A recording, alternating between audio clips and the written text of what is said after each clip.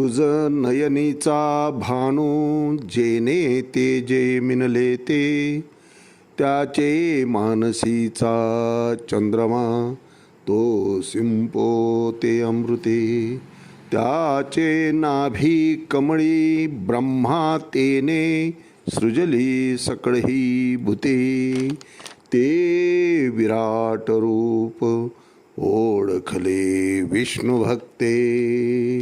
माऊली ज्ञानेश्वर महाराज की जय.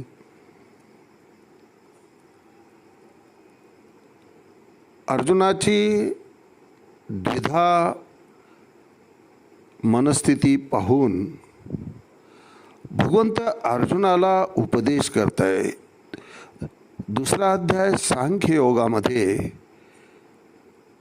ज्या शरीराशी नातेसंबंध जोडलेले आहेत ते शरीर नेमकं कसं आहे, नाशिवंत आहे, आणि मूळ स्वरूप जे आहे शरीरात जो देही आहे, आत्मा आहे, प्राणरूपानं बसला आहे, तो मात्र अविनाशी आहे. म्हणून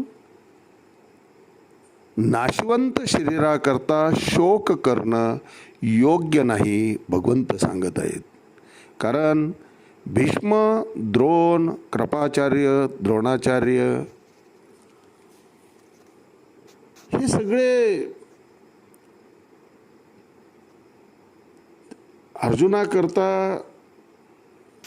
एक विभूतीच होत्या आणि यांच्याशी युद्ध केल्यानंतर यांची हत्या आपल्याकडून होईल आणि ते पाप आपल्या माथी येईल या भीतीनं अर्जुन युद्ध करणार नाही या निर्णयापर्यंत आला. त्याची मानसिकता ही झालेली भ्रमित अवस्था दूर करण्याकरता ज्या शरीराशी नातं जोडलं आहे ते शरीर किती नाशिवंत आहे हे भगवंतांनी अर्जुनाला पटवून दिलं महाराज. खरं तर दुसरा अध्याय सांख्ययोग म्हणजे ज्ञानयोग, आणि या ज्ञानयोगाबरोबर भगवंतांनी कर्मयोग किंवा यालाच आपण बुद्धियोग असेही म्हणतात, या दोन मार्गाचं वर्णन भगवंतांनी केलं आहे. तृतीय अध्यायात कर्मयोगात तृतीय श्लोकातच यावरच स्पष्टीकरण केले आहे की लोके अस्मिन् द्विधा निष्ठा पुरा प्रोक्ता मया नग, ज्ञानयोगेन सांख्यानाम कर्मयोगेन योगिनाम.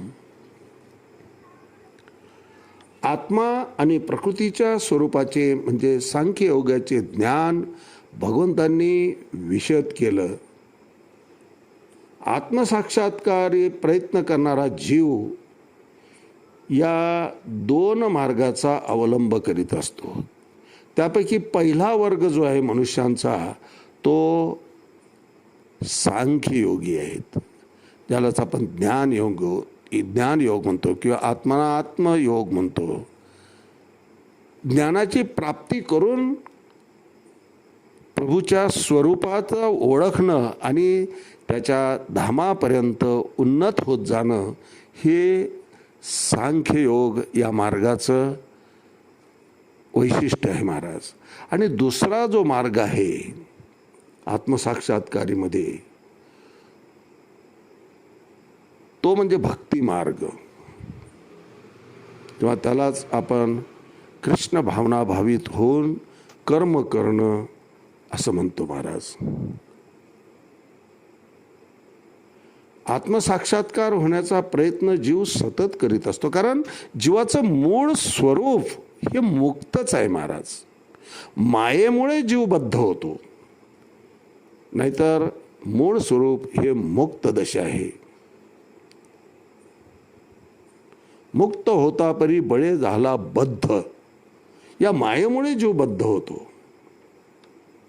आणि म्हणून आपल्या मूळ स्वरूपाप्रती उन्नत होण्याचा जीव सतत प्रयत्न करीत असतो महाराज. आत्मोद्धाराकडे जीवाचा सतत कल असतो आणि म्हणून या प्रयत्नशील मार्गाचेच हे जे दोन प्रकार आहेत, एक ज्ञानी होऊन भगवंतांना जाणून घेणं आणि दुसरा मार्ग म्हणजे भक्ती मार्ग किंवा ज्याला कर्मयोग म्हणतो आपण, कृष्ण भावना भावित होणं असं म्हणतो.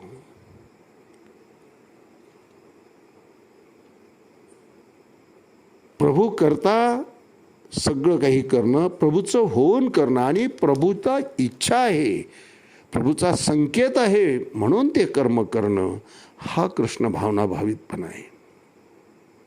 भगवंत सांगतात की जे काही करायचं ते माझ्याकरता करा.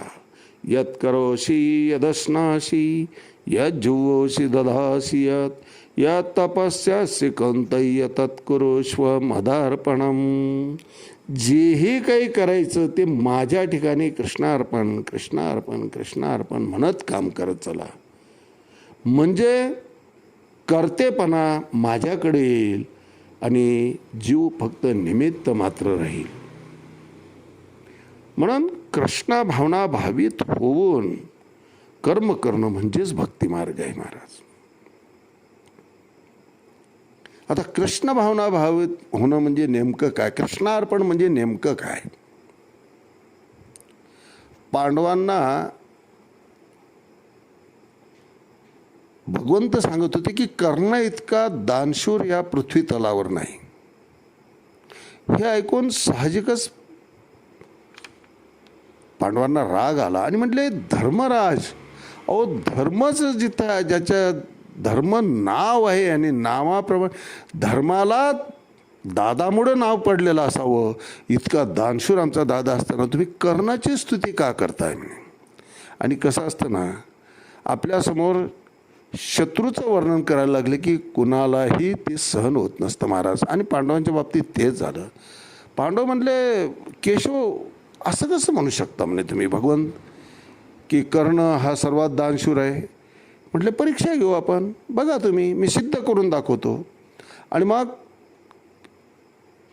कर्णाला बोलवलं आणि पांडवांनाही, 5 पांडव आणि एका बाजूला कर्ण.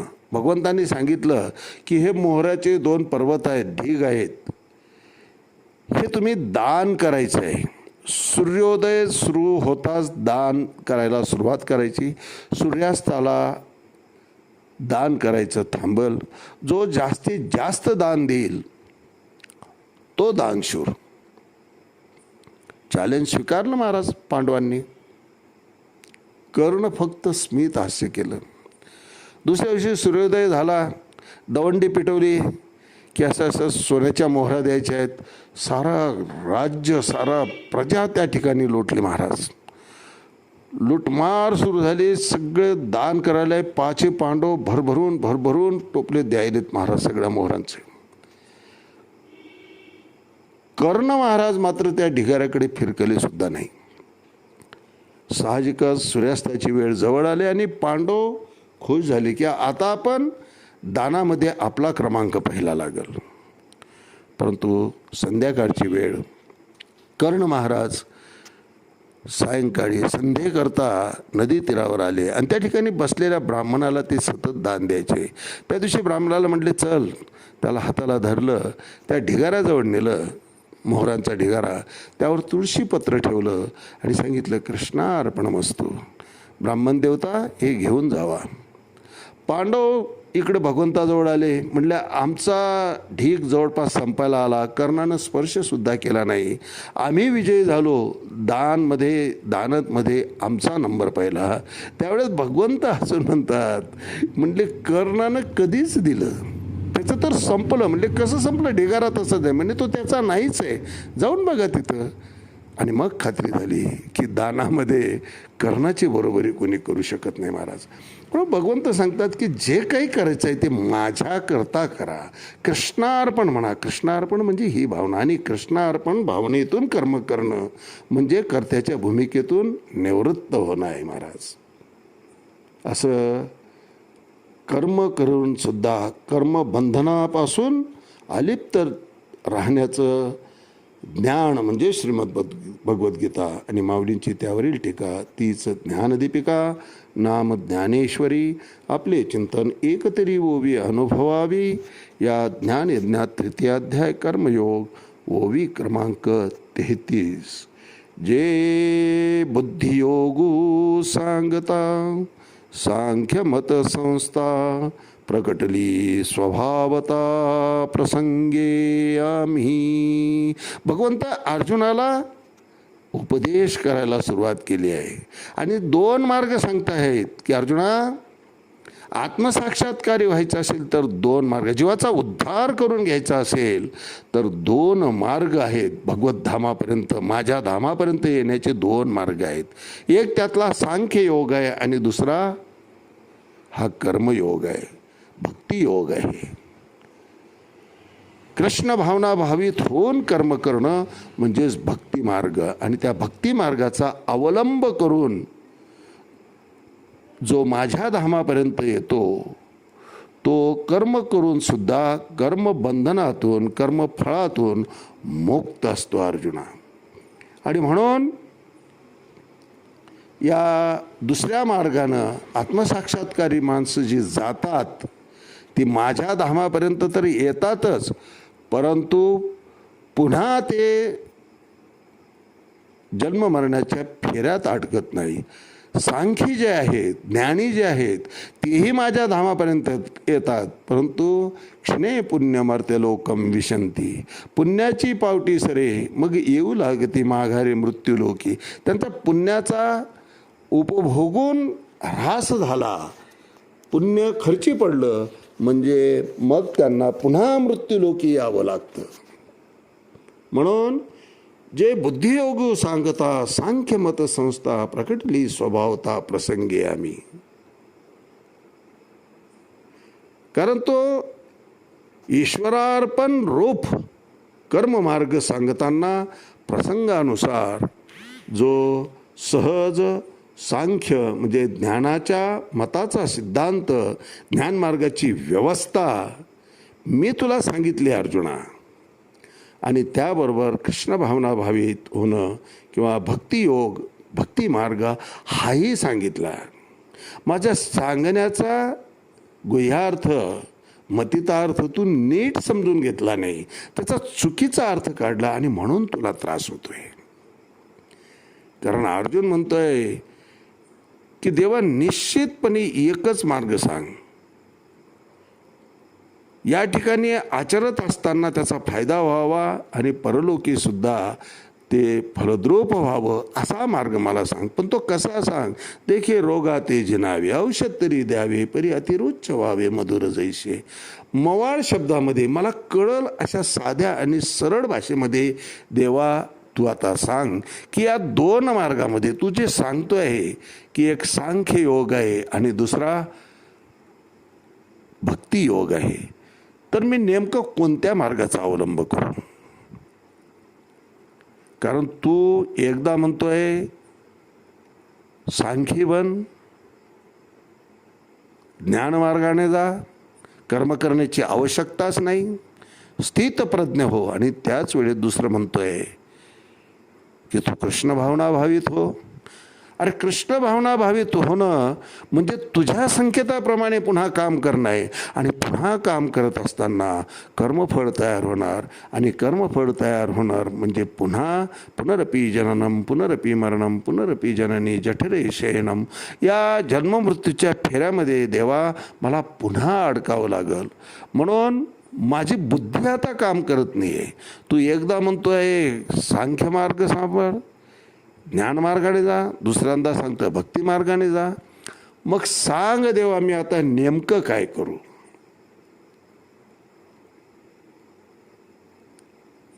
भगवंत त्या ठिकाणी अर्जुनाची मनस्थिती पाहून, त्याची मानसिकता पाहून, भरकटलेल्या मनाची अवस्था पाहून त्या ठिकाणी फक्त स्मित हास्य करतायत आणि शेवटी अर्जुनाला सांगतायत की मी बरोबर सांगतोय, अर्थ तू चुकीचा काढतोय.